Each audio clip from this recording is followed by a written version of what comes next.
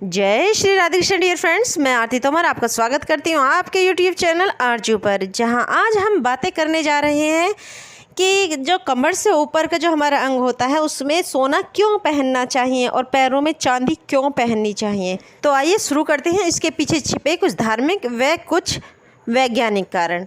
तो सबसे पहले हम धार्मिक कारणों की बात करेंगे। एक लड़की की जब शादी होती है तो शादी के बाद उसे अनेकों गहने पहनने पड़ते हैं जो हमारे 16 श्रृंगार में भी आते हैं। जैसे मंगलसूत्र हुआ, वो गले में पहना जाता है, मांग टीका हुआ, और जो कंगन होते हैं, अंगूठियाँ होती हैं, ये सब महिलाएं सोने के वो कुंडल होते हैं, इन सब को धारण करती हैं। ये सोने की चीज़ें होती हैं। ये पति की आयु से बोला जाता है कि इससे पति की आयु बढ़ती है और यह दाम्पत्य जीवन के लिए काफ़ी शुभ बताए जाते हैं। इसीलिए स्त्री को सोने के आभूषण धारण करने के लिए कहा जाता है।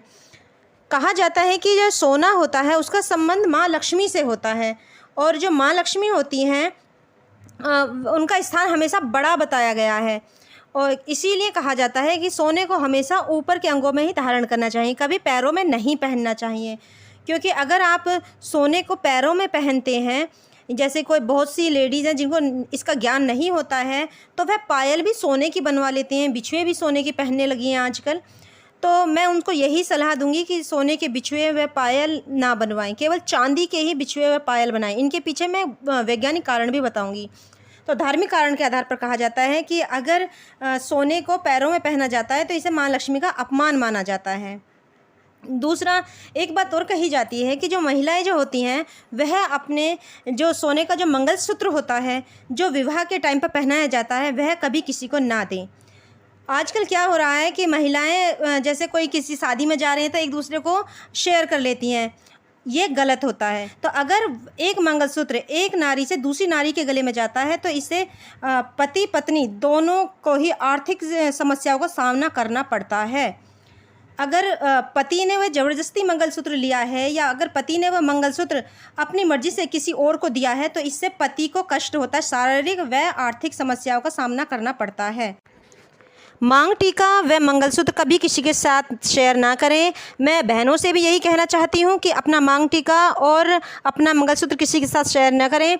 और मैं अपने भाइयों से भी यही कहना चाहती हूँ, मैं सभी पुरुषों से यह कहना चाहती हूँ कि जो तुमने अपनी पत्नी को मांग टीका और जो मंगलसूत्र दिया है वह भूलकर किसी दूसरी नारी को ना दें, क्योंकि इससे भाइयों आपको ही कष्ट होगा। अब बात करते हैं चांदी की। चांदी का जो संबंध होता है वह चंद्र ग्रह से होता है, और चांदी को इसलिए भी पहना जाता है पैरों में क्योंकि जो पायल होती हैं और बिछुए जो होते हैं ये सुहाग की निशानियां होती हैं। अगर स्त्री ने पहनती है तो इनसे उनके पति की उम्र बढ़ती है। कहा जाता है कि अगर बिछुए खो जाते हैं तो इससे पति पर संकट गहराता है, माना जाता है। अगर बिछुए गुम हो जाएं तो तुरंत दूसरे बिछुए पहन लेने चाहिए और अपने बिछुए कभी किसी को नहीं देने चाहिए। बिछुए कभी भूलकर बृहस्पतिवार को चेंज नहीं करने चाहिए। चंद्रमा का संबंध स्त्री वर्ग से होता है और जो ये बिछुए होते हैं ये अपने सुहाग की निशानी होती है। तो इसीलिए कहा जाता है कि पति की दीर्घायु के लिए बिछुए पहनने चाहिए और स्त्री वर्ग के साथ संबंध अच्छे होने के लिए चांदी के बिछुए व पायल पहननी चाहिए। वैज्ञानिकता के आधार पर बात करें तो जो सोने की जो तासीर होती है वह गर्म मानी जाती है और चांदी की तासीर ठंडी मानी जाती है। तो कहा जाता है कि जो सोने के आभूषण जो होते हैं वह सिर से लेकर कमर तक पहनने चाहिए, यानी कि हमारे सिर से लेकर कमर तक के जो भी अंग पर हम गहना पहनते हैं वह सोने से ही बना होना चाहिए। और चांदी के जो हम गहने पहनते हैं वह पैरों में पहनने चाहिए, पैरों में कभी सोना नहीं पहनना चाहिए। आयुर्वेद के अनुसार कहा गया है कि हमारा जो सिर होता है वह ठंडा रहना चाहिए और पैर हमेशा गर्म होने चाहिए, तभी इंसान के अच्छे स्वास्थ्य की निशानी होती हैं। तो ये कहा जाता है कि अगर आप ऊपर के अंगों में सोना धारण करते हैं तो सिर से लेकर पैर तक गर्माहट पहुंच जाती है। और जब आप चांदी धारण करते हैं पैरों में तो चांदी की जो ठंडक जो होती है, यानी चांदी की जो तासीर ठंडी होती है, उससे पैरों के जरिए मस्तिष्क तक ठंडक पहुंच जाती है। इसीलिए हमारा जो शरीर का जो सिस्टम है वह सही बना रहता है। वेद भी यह कहते हैं, वैद्य जो होते हैं वे यह भी कहते हैं कि इसे पहनने से पीठ, एड़ी, घुटनों के दर्द और हिस्टीरिया जैसी बीमारियों से राहत मिलती है। उनका मानना था कि पायल चांदी की होनी चाहिए, क्योंकि यह हमेशा पैरों से रगड़ती रहती है तो स्त्रियों की हड्डियां मजबूत रहती हैं। चांदी के जो बिछुआ होते हैं वह गर्भाशय से संबंधित होते हैं और इससे गर्भाशय से संबंधित को बीमारियों से वह स्त्रियों को बचाता है। बिछुए जो होते हैं, चांदी के जो बिछुए होते हैं वह हार्मोनल संतुलन को भी बनाए रखने में काम करते हैं। इसीलिए कुछ चांदी के और सोने के शादी के बाद आभूषण पहनने के लिए कहा जाता है।